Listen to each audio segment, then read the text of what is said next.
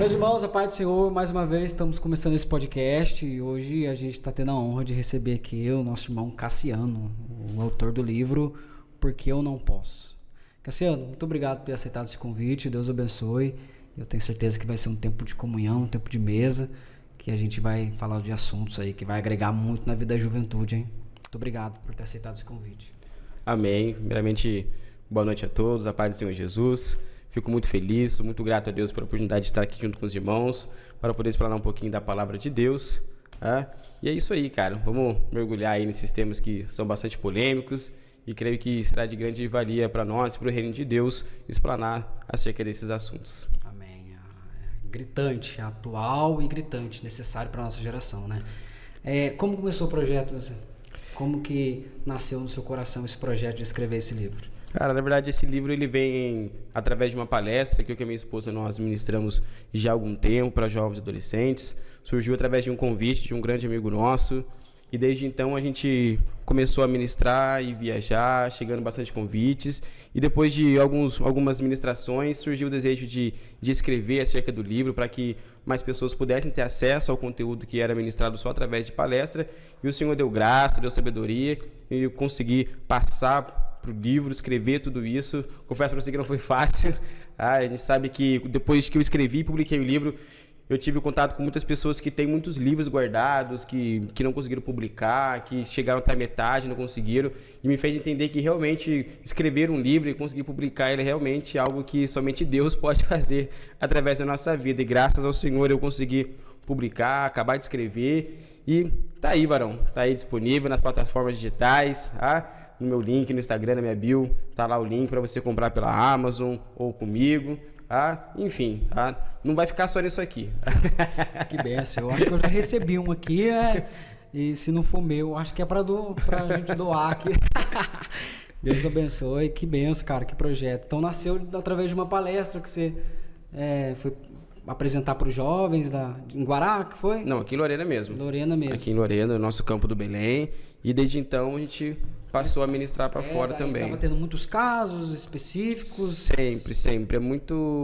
Sempre digo que os nossos convites, quando chegam para poder ministrar o seminário, é sempre quando alguma coisa aconteceu. Né? Nunca é por precaução ou para blindar os jovens de alguma coisa, desses temas. Não, é sempre porque alguma coisa aconteceu e agora eles precisam ensinar esses jovens acerca dos assuntos de por que não poder fazer tais coisas. Né? Então, fica um alerta já para você que é líder, que está assistindo, pastor, que está assistindo esse podcast, tá? Não deixe algo de errado acontecer para você passar a ensinar acerca de sexo, acerca de pornografia, não. Pelo contrário, não espere acontecer, né? Ensine já, comece a conversar sobre, para que algo de ruim não aconteça. Melhor precaver do que remediar, né? Com certeza, certamente. E a pergunta que não quer calar, Cassiano, e aí? O que eu não posso e por que eu não posso? Vamos caminhar por esse livro? Vamos lá, vamos abrir ele aí. A gente sabe que a nossa vida ela é feita de limites. Sim. É feita de limites, né? Todas as coisas me são lícitas, obviamente, mas nem tudo me convém, né? Esse tal do livre-arbítrio precisa ser mais observado e muito mais conversado, né?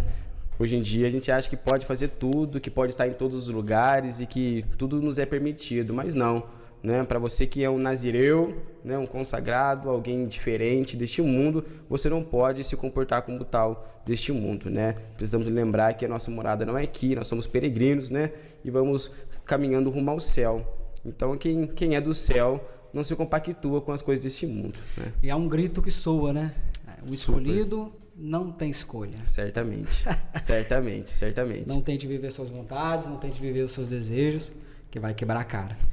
Vamos certeza. começar com esse assunto integrante aqui, namoro. Vamos lá. E aí, namoro? O que eu não posso dentro do namoro? E por quê? Por que eu não posso? É sempre muito bacana falar sobre namoro. Eu, particularmente, é o capítulo que eu mais gosto, né? Eu penso em escrever um livro só apenas de namoro. Eu tenho uma ideia na minha mente, algo no meu coração que em breve eu vou passar a escrever. E, cara, o namoro ele é uma parte muito importante de um relacionamento, né? É uma parte de um relacionamento que você conhece literalmente a pessoa que vai passar o resto da sua vida com você. Quando a gente tem uma visão deturbada acerca do namoro, totalmente errada, a gente compromete literalmente o nosso futuro, o futuro do próprio relacionamento, né? Porque se você não faz aquilo que tem que ser feito no namoro, você vai querer fazer e vai ser obrigado a fazer no casamento. E aí que pode acontecer um grande problema, né? Se você quer tentar descobrir quem é essa pessoa que você está se relacionando só depois do casamento, você pode se frustrar muito, né? Uma vez que faz o namoro é literalmente para conhecer o caráter, conhecer família, né? E se você pula essa fase e se casa com essa pessoa, você vai conhecer o caráter dela depois de casado, conhecer a família depois que você casou. Aí, obviamente, você pode se frustrar e gerar grandes problemas, né? E como nós sabemos e pregamos que o casamento ele é um só, e aí você vai ter que passar o resto da sua vida suportando algumas coisas que, obviamente, podem fazer muito mal para você. Tem muita gente que cria, né, uma fantasia, né? Primeiro toque, primeiro olhar, acha que... E, na verdade, o namoro ele serve para isso, né? Pra gente ir conhecendo, pra gente ver na estrutura, pra ver se a gente vai ter suporte para suportar um casamento. Porque ninguém namora por namorar. Não, o namoro cristão... Precisa ser com propósito de casamento. Não, isso mesmo, com certeza. Eu sempre falo que se você namora, né? Eu sempre está bem explícito logo no começo do livro, né? Se você namora alguém sem ter um propósito de casar, você está namorando uma esposa de outra pessoa. Sim, né? Exatamente. Porque essa pessoa ela vai se casar e não vai ser com você, porque você não quer. Então, obviamente, você está namorando alguém que vai casar com outra pessoa, já que você não quer, e ela vai se casar. E não é com você porque você não quer. Então, você está namorando alguém que vai ser esposa de outra pessoa. Então, praticamente, você está perdendo um tempo com ela, né? E ela um tempo com você. Porque se você não tem o objetivo de prolongar tudo isso, de chegar até o altar, de viver uma vida com ela, obviamente isso aí vai acabar daqui a um tempo, e aí você só perdeu o tempo e ela também. E há uma problemática também, né? De querer namorar com um, namorar com outro, namorar com outro, namorar com isso aí é complicado, né? Tem muito jovem, adolescente aí que tem o Salomão como inspiração, mas não em sua sabedoria, né? Mas em todas aquelas que ele teve a oportunidade de se relacionar. Então a gente sabe que, na verdade, isso aí é uma fantasia, é uma coisa que a televisão prega, ou as músicas hoje em dia seculares falam muito sobre isso, do homem que tem várias mulheres, do homem que trai. Isso aí é uma cultura que vem sendo imposta na sociedade, em cima dos nossos jovens adolescentes, que realmente precisa ser quebrado, blindado pelo evangelho pregado, blindado pela igreja evangélica, para que esses jovens não venham, obviamente, caminhar rumo a essas coisas que o mundo tem imposto na nossa sociedade. E quem se priva acaba sendo taxado como um quadradão, né? Certamente. Quem se priva e obedece princípios, as pessoas de fora olham aí, não está vivendo a vida... Não tá vivendo de verdade a vida, não tá querendo namorar, não tá querendo se entregar, e não é assim, não é por aí, né? Não, com certeza não. Eu sempre falo que no capítulo que eu falo sobre roupa, né? Acho que a gente não queria chegar nessa parte aqui, mas no capítulo que eu falo sobre roupa, os cuidados que tem só acerca da roupa, literalmente separado para isso, existe alguns testemunhos de algumas pessoas que quando vão à praia usam certo tipo de roupas na praia e dizem que, olha, se eu for na praia e não usar aquela roupa ali, eu vou escandalizar o próprio evangelho, né? Se eu for na praia e não usar aquele biquíni, aquela sunga, aquela roupa ali de praia, eu vou escandalizar o próprio evangelho, porque as pessoas vão olhar lá, a pessoa crente tá vestida daquele jeito na praia e tudo mais. Aí eu fico pensando, desde quando cumprir as escrituras é você escandalizar as escrituras? Pelo contrário, você escandaliza ela quando você se diz ser um dos tais e não se comporta como um deles, né? Aí sim você escandaliza as escrituras. Agora, quando você cumpre ela, pelo contrário, você não escandaliza as escrituras, você cumpre ela e, obviamente, está sendo merecedor de ser dito como um dos filhos de Deus, né? Ainda que me taxem de quadrado, ainda que me taxem certamente de alguém que não tá vivendo, eu quero ser fiel e manter os princípios que eu obedeci. Acho que essa é a ideia, né? Com certeza, ser fiel é sempre uma escolha, né? Nós escolhemos o que vamos fazer da nossa vida, né? Então a gente precisa ter isso na mente, que a renúncia ela vem todos os dias. Todos os dias temos que renunciar, todos os dias temos que tomar escolhas, sabe?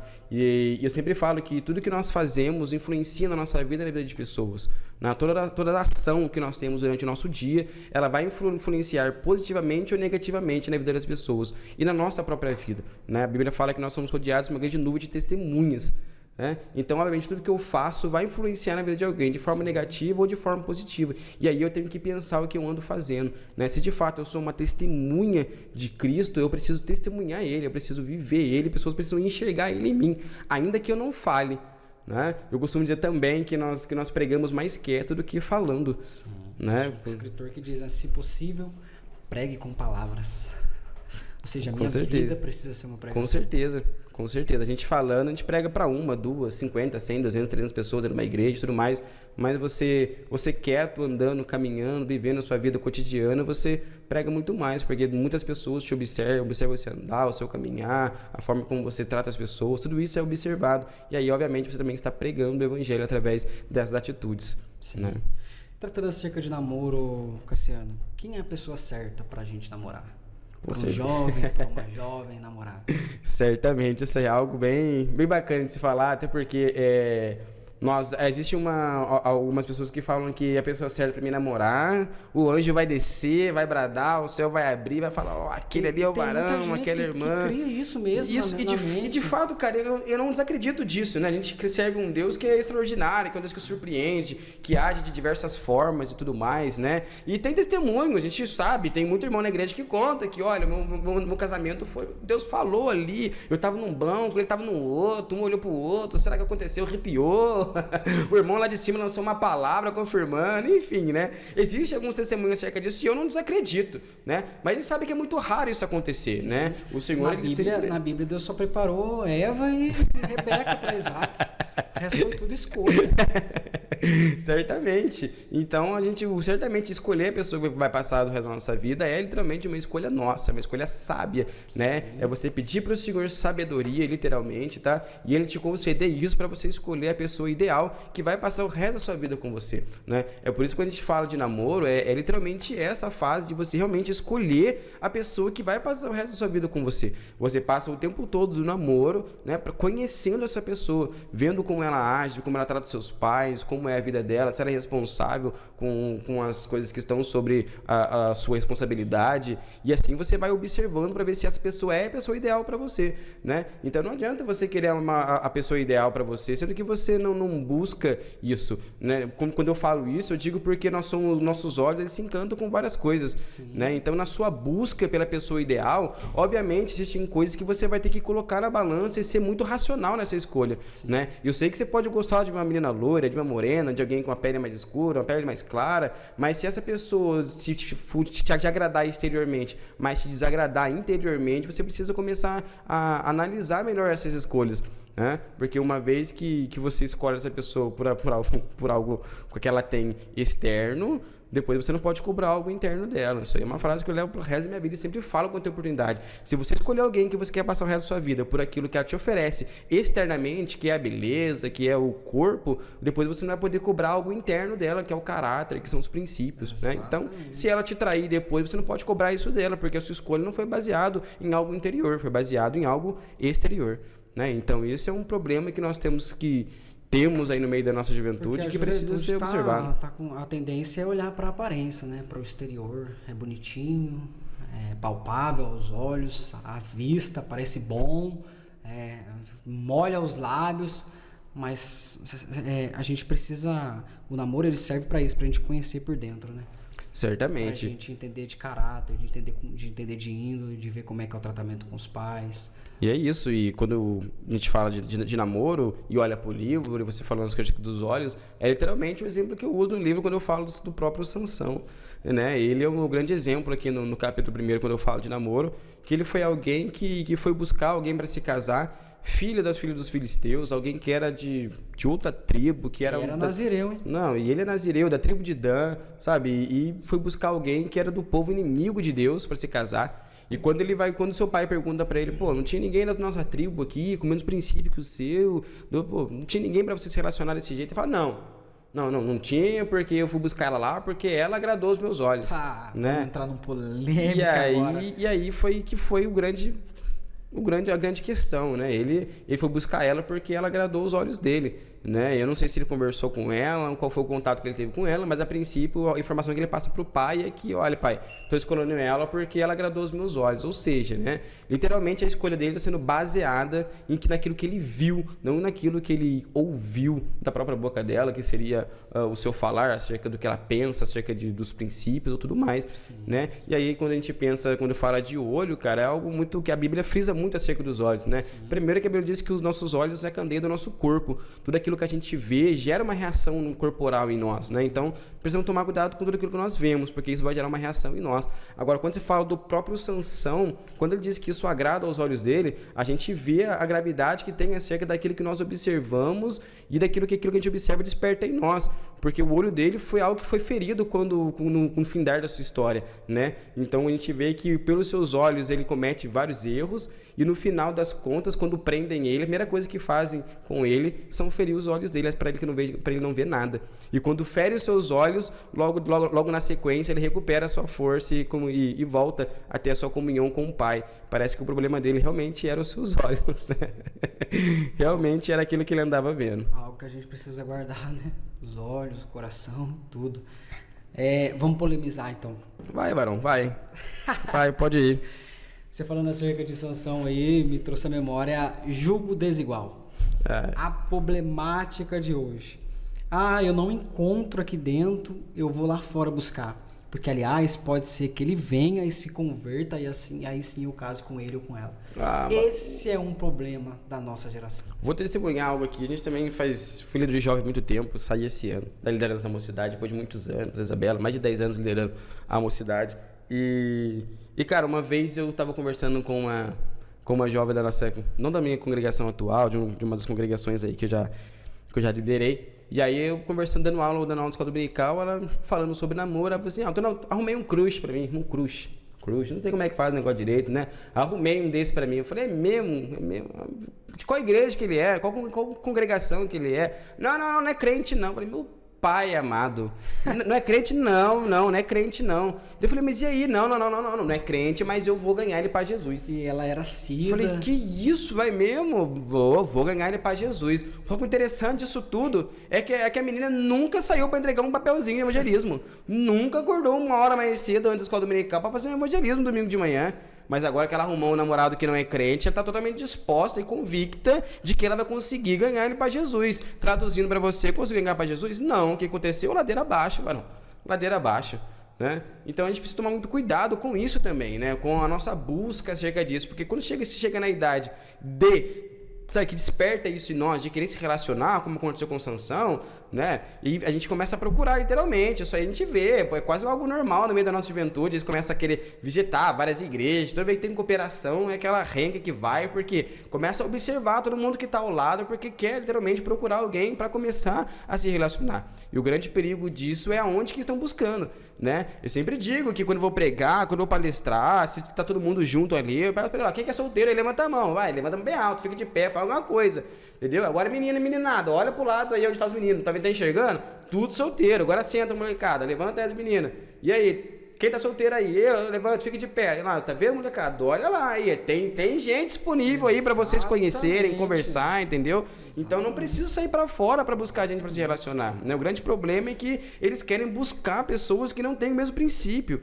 Sabe, isso é algo que vai corromper, obviamente, a sua salvação, né? E a gente sempre fala, se você quiser buscar alguém fora da igreja para poder casar, namorar, casar, cara, depois você vai passar igual muita gente tem na igreja, passa o resto da vida orando, chorando, clamando a Deus para que essa pessoa se converta, venha para a igreja, vive uma vida sofrida, vive uma vida que normalmente é muito privada para você fazer as coisas relacionadas a Deus, mas que para quem é ativo na igreja isso é um perigo.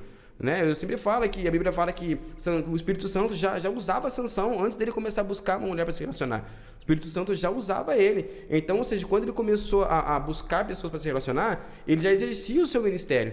Né? E nós vemos muito disso, jovens que são ativos na igreja, que são fervorosos, participam de todos os trabalhos, e quando começam a se relacionar, eles têm um apagão.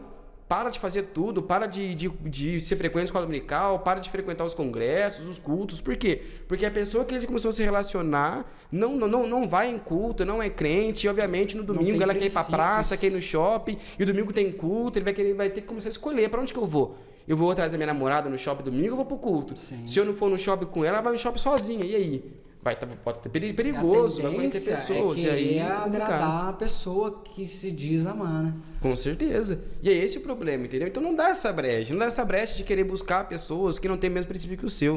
O princípio da conversa é o seguinte, e aí, Pai do Senhor, tudo bem? E aí, como é que é? É crente, não é? Crente em Jesus Cristo como Salvador ou não? Se não, mete o pé, dá a linha na pipa, vambora, cai no mato, sei lá, vou sair em linguajar que você quiser, mas sai fora, sabe? Então não pode realmente, a fase do namoro é literalmente a fase mais importante da nossa vida, que é a fase que a gente vai realmente conhecer quem ia passar o resto da vida com a gente. Sim, o julgo desigual é um problema latente de hoje em dia, que você falou algo que é bem interessante, né? Que há uma ignorância no nosso meio. As pessoas, né? Quando às vezes a gente fala algo assim, você tem que namorar. Tem muita gente que às vezes vê um jovem conversando com uma outra jovem dentro da igreja, ou quando acaba o culto lá fora, já olha e fala, já faz um pré-julgamento, né? Ai, pra que isso? Mas a pessoa vai procurar, vai namorar, vai paquerar quem? É aqui dentro mesmo, irmão. É aqui que a pessoa vai se conhecer, é aqui que a pessoa tem que se envolver. Ela vai buscar lá fora, se quebra, se machuca, se frustra, deixa de obedecer os princípios que aprendeu aqui para tentar viver uma vida, uma vida lavantê, entendeu? Querer agradar, né, pessoas que não têm princípio, que não respeitam a palavra de Deus. E alguns, quando se casam e vivem essa vida frustrante, colocam a culpa até nisso. Mas você me conheceu, não era crente. Você me conheceu, não servia, por que eu vou agora? Deu? Daí toma essa lapada. Por quê? Porque ela poderia ter escolha. É escolha. São escolhas. E se a pessoa escolher errado, ela vai se frustrar. Certamente. Bíblia fala, né, com os fardos de escolhas, que eu ponho diante de ti a bênção ou a maldição. Escolhe por todo o caminho que você quer seguir.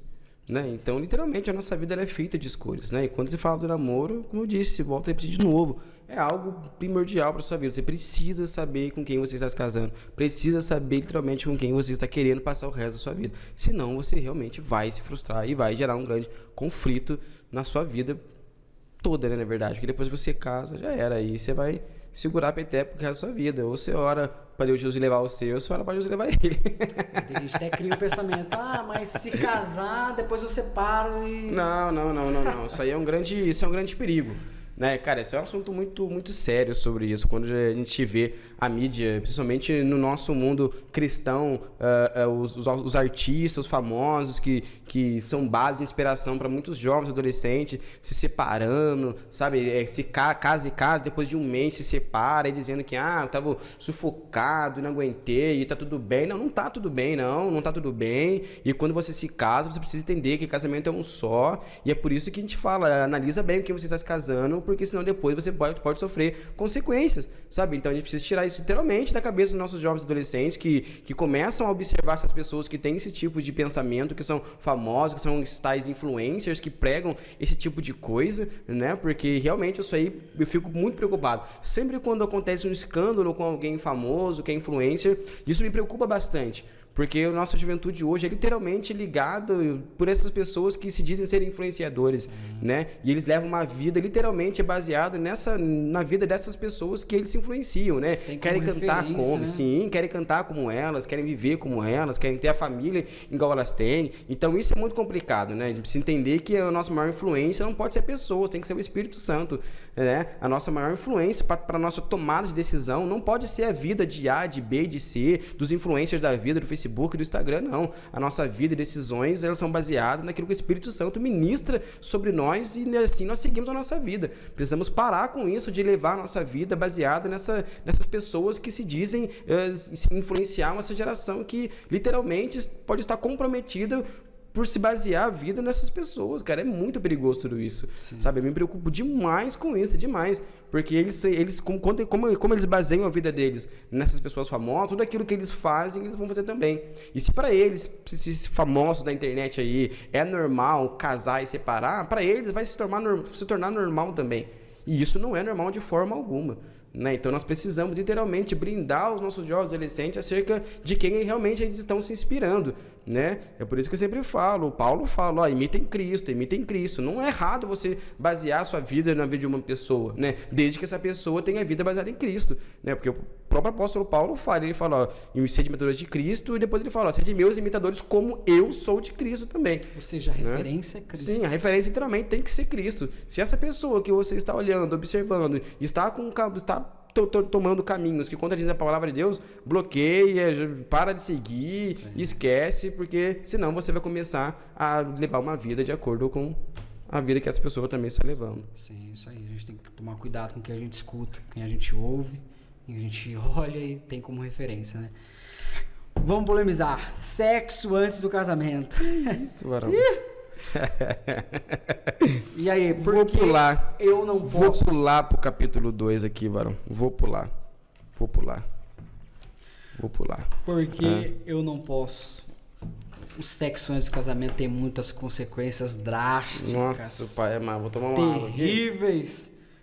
E que dói na alma de alguns. Com certeza, né? E alguns que a praticam certamente não são felizes. Ah, não, com certeza. Primeiro que, obviamente, a própria Bíblia frisa para nós a santificação. Né? Ela sempre frisa para nós que precisamos buscar a santificação, ser santo como Ele é, enfim, né? Isso aí realmente é explícito na Bíblia acerca da nossa santidade. Né? E óbvio que a Bíblia fala que o sexo ele foi reservado para o casamento, né? Não é algo que você faz antes do casamento, é literalmente algo reservado para depois do casamento, né? Quando a gente fala de sexo antes do casamento, a gente precisa entender que não é algo para ser conversado e debatido acerca no namoro. Não deve nem haver nenhum pensamento. Não, de forma alguma. Sentar... Não, de forma alguma. De forma alguma, a Bíblia fala acerca disso mesmo. Se não me engano, Paulo, quando escreve a igreja de Éfeso, se não me engano, depois a gente procura melhor o capítulo e o versículo, mas ele fala para nós que para esses assuntos não ser nem motivo nas rodinhas de conversa. Né? Essas coisas de moralidade sexual não pode ser assunto nem rodinha de conversa, a começar desse assunto. Né? Então, quando se fala de sexo de casamento, a gente precisa entender que, primeiro, é algo que precisa muito, mas muito ser conversado dentro da igreja, principalmente no meio dos jovens e adolescentes. Né? Porque a gente sabe que, eu sempre digo que o hormônio não aceita Jesus. Né? Nós aceitamos Jesus, o hormônio não aceita Jesus. Né? E eu falo que a intimidade ela é uma via de mão única. Ela não volta, a intimidade não volta. Precisamos entender isso também, que uma vez que você tem um limite, esse limite não pode ser rompido. Se você romper esse limite, obviamente esse limite passa a ser outro, que é o que você rompeu. Então, se hoje o seu limite é colocar a mão no ombro, esse é o limite. Se você passar do ombro e colocar a mão na cintura, o novo limite que você tem é a cintura. Se passar da cintura e colocar a mão no bumbum, o novo limite é o bumbum. Por isso que eu falo, intimidade ela não volta. Então esquece isso de que se você hoje eu coloquei a mão aqui, nossa, perdão, não volto mais. Não. Entenda isso. Então, um relacionamento, um namoro saudável é um namoro que tem limites. Né? E o limite que imposto no namoro é uma forma de você se blindar acerca do sexo antes do casamento. Né? Porque quando se fala que o hormônio nasce de Jesus é porque o jovem, adolescente, quando começa a namorar, está numa fase que obviamente está numa euforia, descobrindo muitas coisas, descobrindo corpo, descobrindo muitos pensamentos novos chegando na cabeça, e é por isso que tem que se blindar acerca disso. Né? Eu sempre falo que um relacionamento saudável é um relacionamento que a gente conversa não sobre sexo, mas que se conversa acerca de propósito, acerca de futuro, acerca de vida, acerca de reino de Deus. Esse é um relacionamento saudável, literalmente, sabe? Um namoro saudável. É um namoro que se fala de Deus, é um namoro que se fala de propósito, qual é o propósito da nossa união. Né? A gente não pode perder tempo no namoro falando de sexo, porque sexo vai ser algo natural depois do casamento, vai ser algo que vai acontecer. Né? Eu sempre falo pra eles que, olha, você não precisa querer descobrir nada agora, se consegue fazer, se não consegue fazer, não. Deixa pra se tornar novidade depois. Porque isso aí Deus te fez pra isso. O jovem adolescente, coloca isso na cabeça. Deus te fez pra isso, pra se relacionar com outro sexualmente, porque foi o que ele fez, né? Senão ele não teria mandado o pessoal se multiplicar lá, Adonias se multiplicar. Se existe isso, porque é o que ele fez, entendeu? E que é natural do homem e da mulher, sentir atração e ter um relacionamento sexual. Então não se preocupa de querer saber disso antes, se eu vou conseguir, se eu não vou, se vai dar certo. Não, fica tranquilo. Vai dar certo, vai ser tranquilo. Então não se preocupa com isso agora. Se preocupa em entender quem é essa pessoa que vai passar o resto da sua vida com você. Né? Porque as consequências de quem pratica o relacionamento sexual antes do casamento, elas são muito drásticas. Né? Existe uma honra do homem e da mulher, isso é frustração dos pais acerca disso. Há um pacto, sabe? né? É isso literalmente, há um impacto muito grande na vida da pessoa. Né? Como eu digo que o sexo é reservado para depois do casamento, quando você rompe essa barreira e pratica isso antes do casamento, gera muita coisa, muitos pensamentos na cabeça do jovem, do adolescente, né? E totalmente diferentes do menino com a menina, né? A menina fica toda preocupada porque agora ela se entregou, ela fez algo que ela não, sabe que não podia fazer, gera nela agora uma grande apreensão de que, olha, ele pode me largar, ele pode me deixar, e na cabeça do homem já é outra coisa. Nossa, e aí, como é que foi? Foi bom? Não foi? Já rompeu uma expectativa que era para depois do casamento, agora já não tem mais expectativa para depois do casamento, porque já sabe como é que funciona, como é. Sim, e alguns que não têm princípio chegam à seguinte conclusão: agora que eu consegui, agora eu saio fora e vou para outra, e aí a pessoa se frustra, se machuca, por se permitir, né, ter ultrapassado o limite que ela tanto respeitava um dia. Eu acho interessante, Cassiano, a respeito disso, que a respeito do diabo, a Bíblia fala para a gente resistir a ele, que ele fugirá de nós. Mas a respeito sobre as nossas vontades da carne, a Bíblia fala totalmente diferente. E isso que é extremamente necessário a gente entender, né? A Bíblia fala para a gente fugir das nossas vontades. A Bíblia fala para a gente fugir dos nossos interesses. Então, o que a Bíblia está dizendo? Que a sua vontade vai por um lado dentro de você. Com certeza. Você precisa fugir dessas vontades carnais. Se você não fugir e se deixar levar, você corre um grande risco de se perder. Com certeza. Você corre um grande risco de se deixar levar pelas vontades carnais. Cara, esse aqui, o 1 Tessalonicenses, capítulo 4, do versículo 3 ao versículo 8, vai dizer assim: olha, pois a vontade de Deus é a santificação de vocês, que se abstenham da imoralidade sexual, que cada um de vocês saibam controlar o seu próprio corpo em santificação e honra, não com desejos imorais, como os gentios que não conhecem a Deus.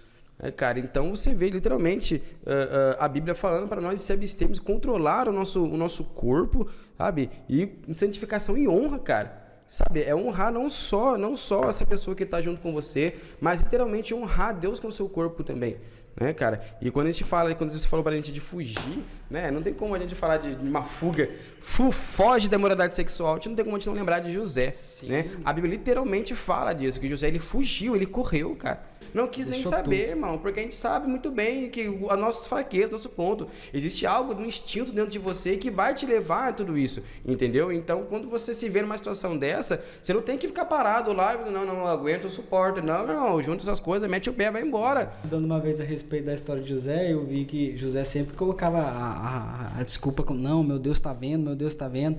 Diz que uma vez essa mulher tampou o rosto de todos os deuses que tinha dentro da casa, falou, agora nenhum Deus está te vendo, vem, sai comigo.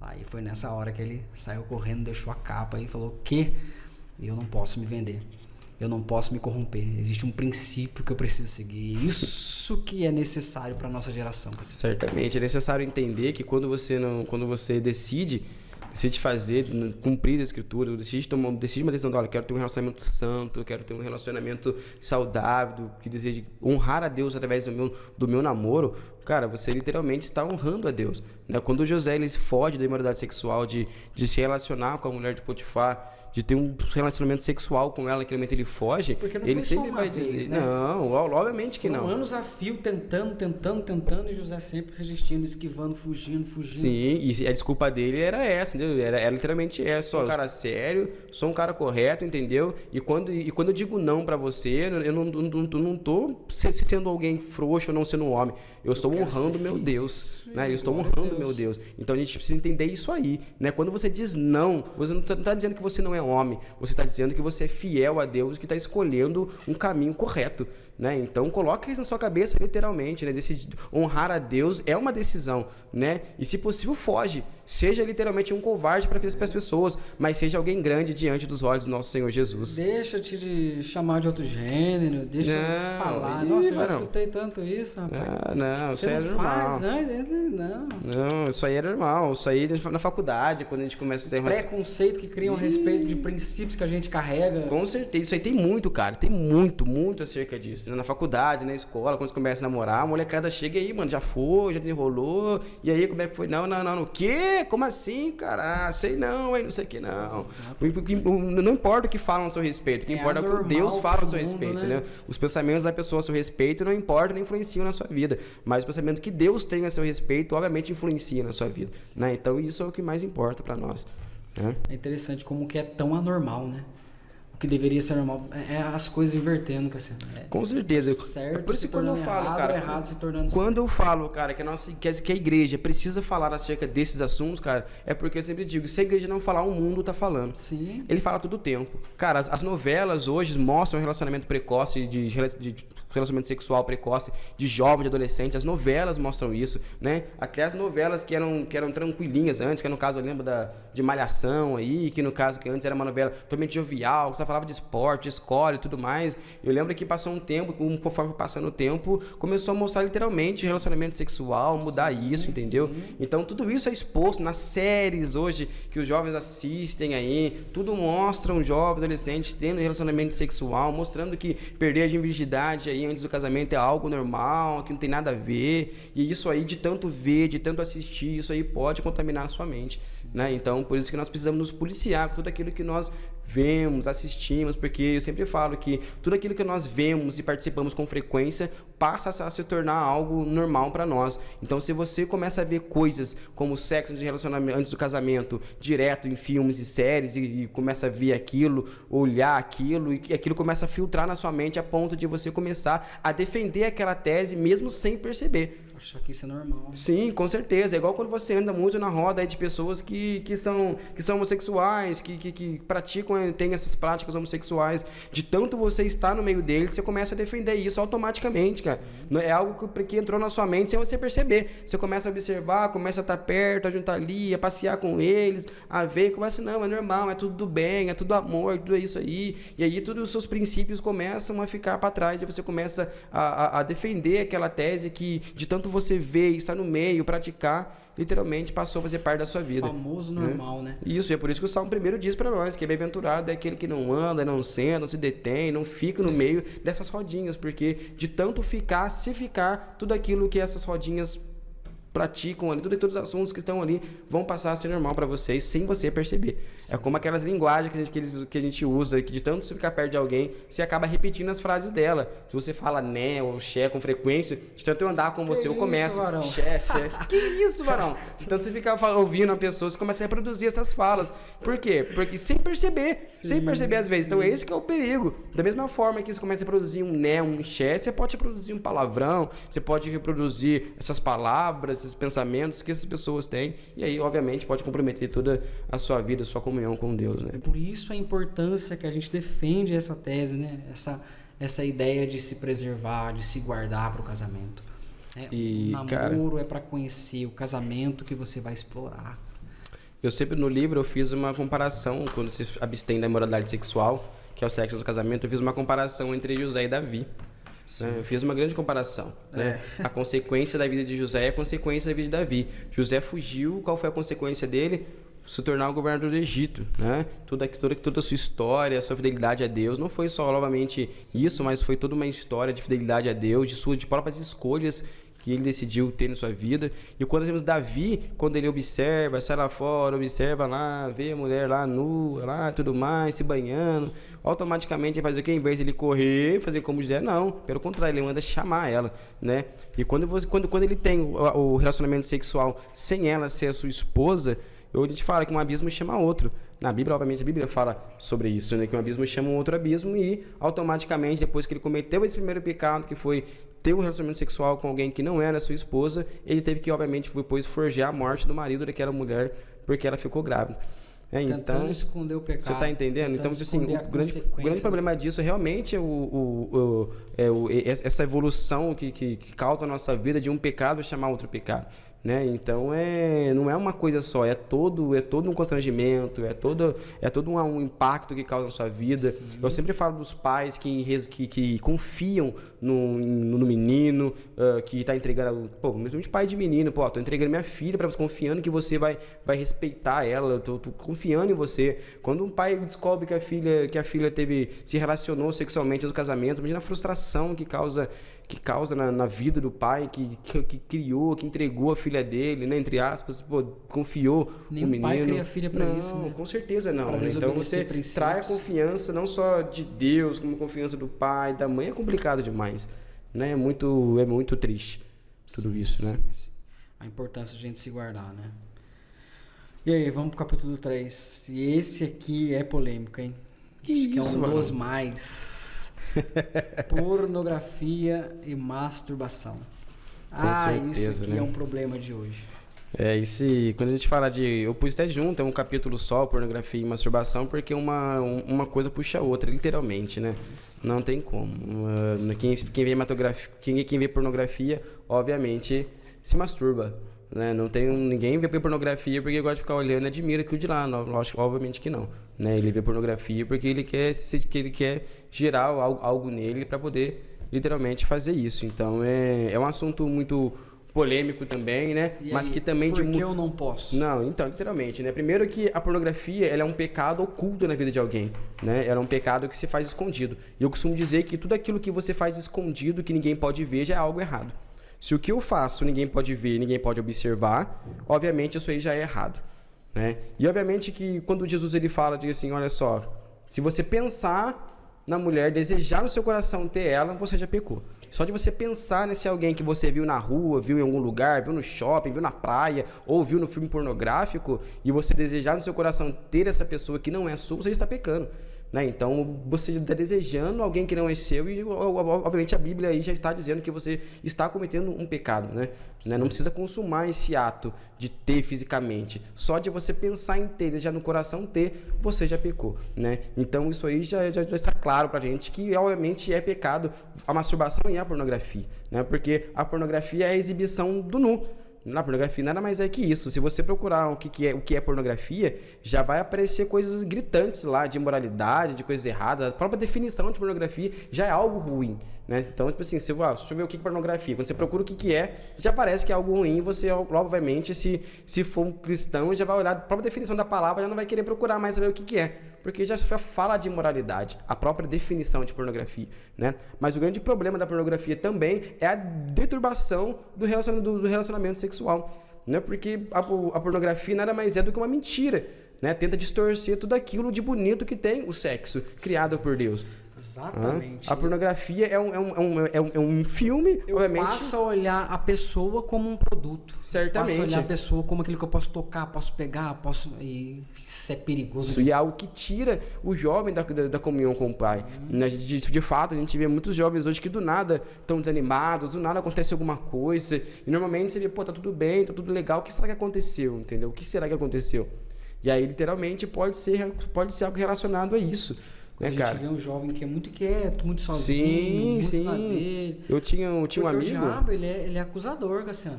Esse é o problema. A pessoa pratica esse mal e vai pro culto, e quando a pessoa vai dar glória, o diabo olha para ela e fala, não dá, não faz, não dá glória, você fez isso e aquilo. A pessoa se acanha na dela. Certamente. Eu tinha um amigo que, quando ele comprou o meu livro, ele pegou e eu perguntei para ele aí, você leu o livro lá? Ele leu o livro? Não, eu li só um capítulo.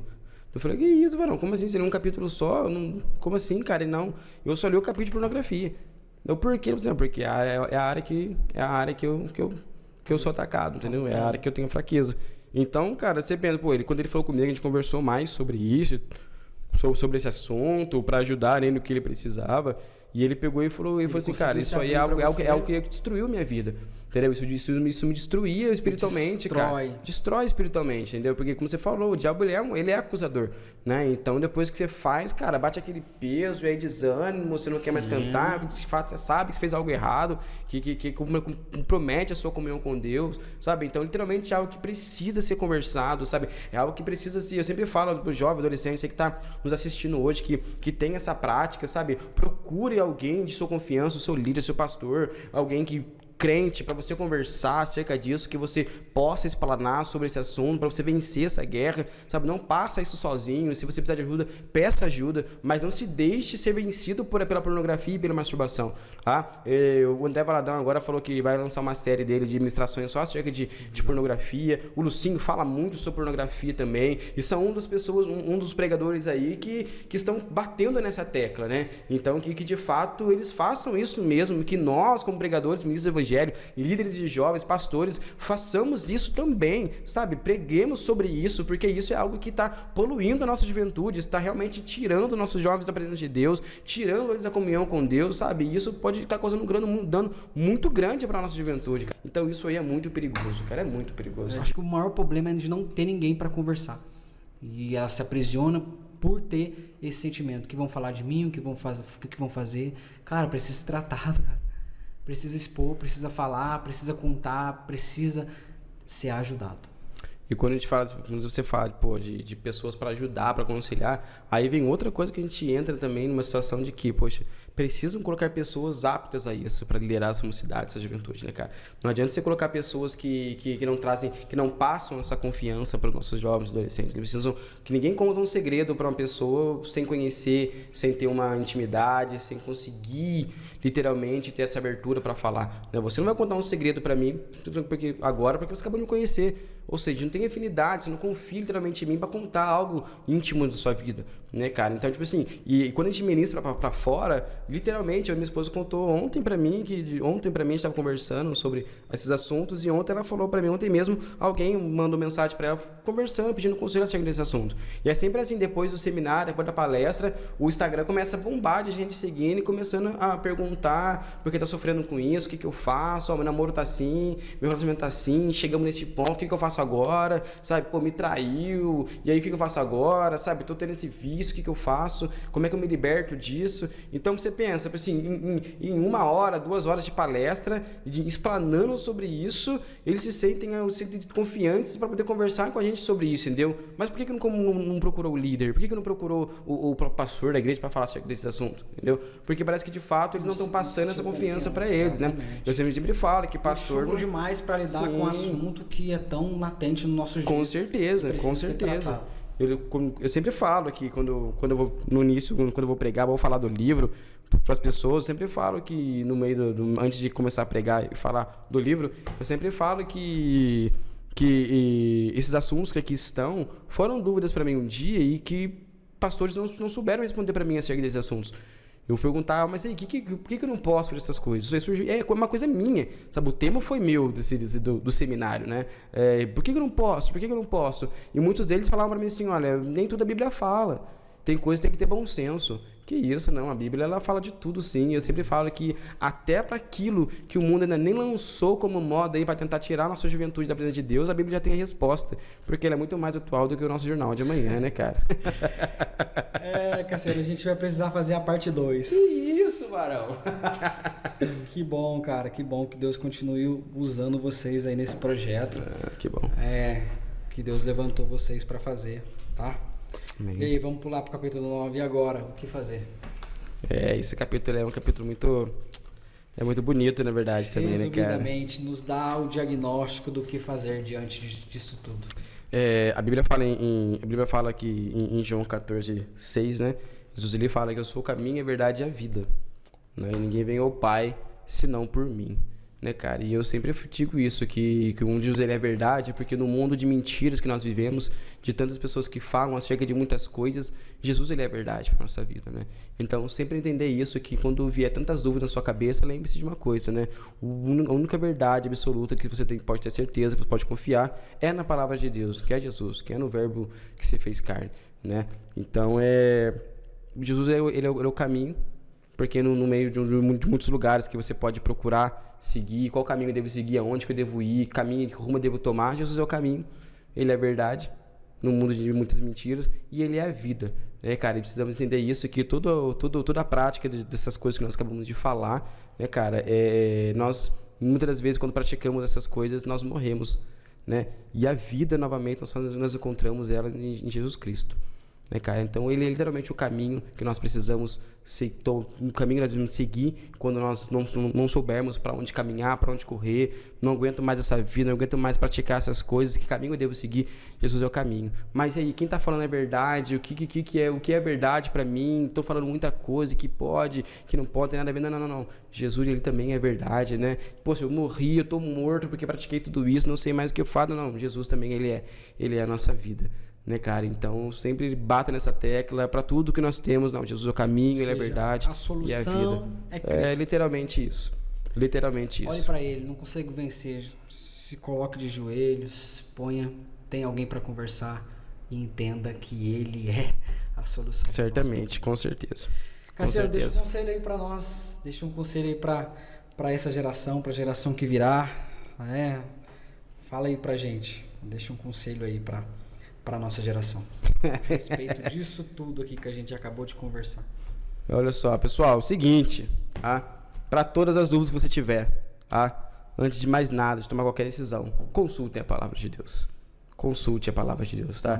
Esse é o principal conselho que eu posso deixar para vocês. Tudo que eu possa falar, tudo que eu falei aqui nessa noite, tudo que o nosso irmão aqui também ministrou nessa noite, o nosso coração, para tudo. Se toda vez que tiver uma dúvida, consulte a palavra de Deus. Ela literalmente é o nosso manual de vida, ela é a nossa bússola, ela que vai nos direcionar, tudo aquilo que nós devemos seguir, devemos fazer.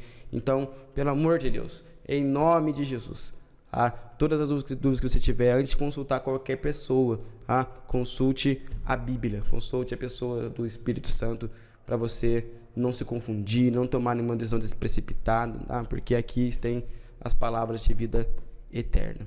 Amém. Cassiano, muito obrigado. Deus abençoe por ter aceitado esse convite. Muito obrigado por esse tempo. Tenho certeza que foi de grande valia para a nossa juventude. Deus te abençoe, que vocês continuem nesse projeto aí. Muitas coisas surgirão. O inimigo vai se levantar, mas vai se levantar para cair. Amém. Em nome de Jesus, eu creio. Para alcançar essa juventude. Deus abençoe de coração. Amém. Muito obrigado. Obrigado, pessoal, que ficou até agora com a gente aí. Deus abençoe vocês em nome de Jesus. Foi um prazer, tá? Amém. É isso aí, gente. Tá rolando o sorteio do livro do Cassiano. Tá lá no feed, só seguir as instruções. Quero agradecer também aos patrocinadores, desde já. Continue nos ajudando e apoiando esse projeto aí para que vidas sejam alcançadas. E é isso aí. Vamos para cima, vamos continuar servindo a Jesus. E só glória. Vamos pro próximo, gente. Deus abençoe.